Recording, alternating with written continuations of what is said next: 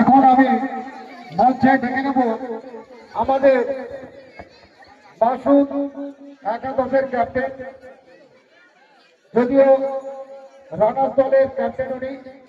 আজকে এই ফাইনাল ম্যাচে ওনার ট্রফি এবং সম্মানী তুলে দেবে আমাদের কমিটির ছেলে মরসলি এবং হাফিজুল।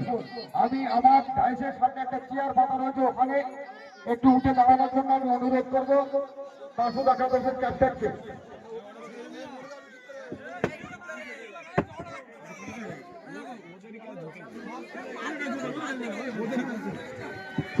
উপরে উঠতে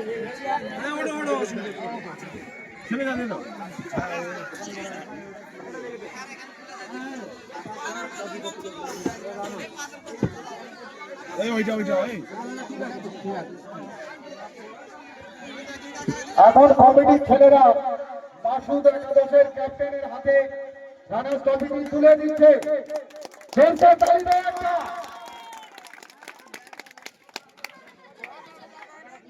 আমি মাসুদ একাদশের ক্যাপ্টেনকে একটু অনুরোধ করব, আমাদের এই মাঠে খেলে কেমন লেগেছে বা আমাদের দর্শকদের যেভাবে সম্মান দিয়েছে বা সহযোগিতা করেছে বা মাঠটা কেমন লেগেছে, আমি এইটুকু মাসুদ একাদশের ক্যাপ্টেনের কাছে একটু যত ক্ষুদ্রতম বক্তব্য একটু রাখতে হবে এই সম্পর্কে।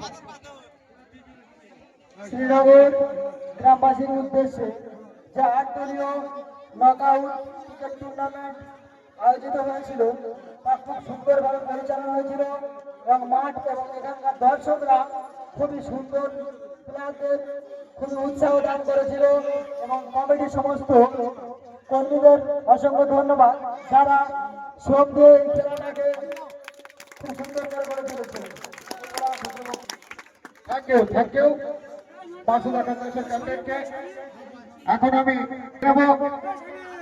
চ্যাম্পিয়ন দলের ক্যাপ্টেন অর্থাৎ আজকের চ্যাম্পিয়ন দলের ক্যাপ্টেন রামকৃষ্ণপুর দলের চ্যাম্পিয়ন দলের ক্যাপ্টেন আজকে আমাদের মঞ্চে জোরদার তালি হয়ে যাবে একটা।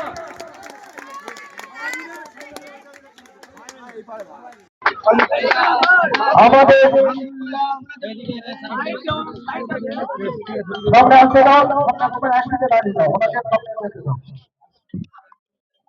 এখন চ্যাম্পিয়ন দলে ট্রফি এবং সম্মানী তুলে দেবে আমাদের কমিটির সমস্ত সদস্যরা রামকৃষ্ণপুর দলের ক্যাপ্টেনের হাতে। সবাই মিলে করতালিতে।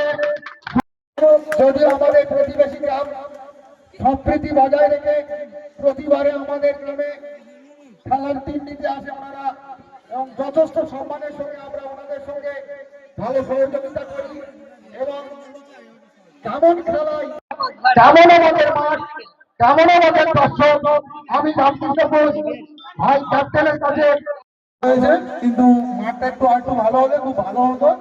আমাদের ছেলেরা সত্যি খুব ভালো খেলেছে, যার জন্য আমরা চ্যাম্পিয়ন হয়েছি। এখানে কমিটি খুব ভালো খেলা করেছে প্রতি বছর। আমরা তাই ক্যাপ্টেনের জন্য একটা থ্যাংক ইউ অনেক ধন্যবাদ রামকৃষ্ণপুরের ক্যাপ্টেন। এখানেই আমাদের প্রাইজ বিতরণী সভা সমাপ্ত করা হয়েছে। আপনারা জানেন যে আজকে আমাদের এই একই মাঠে বিরাট ৮ দলীয় হাডুডু প্রতিযোগিতার আয়োজন করা হয়েছে, অর্থাৎ রাত ৯টা থেকে আমাদের হাডুডু সেই ৮ দলীয় বিরাট কাবাডি খেলা শুরু হতে চলেছে।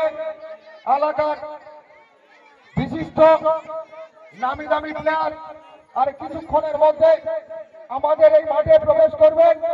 শ্রীনগর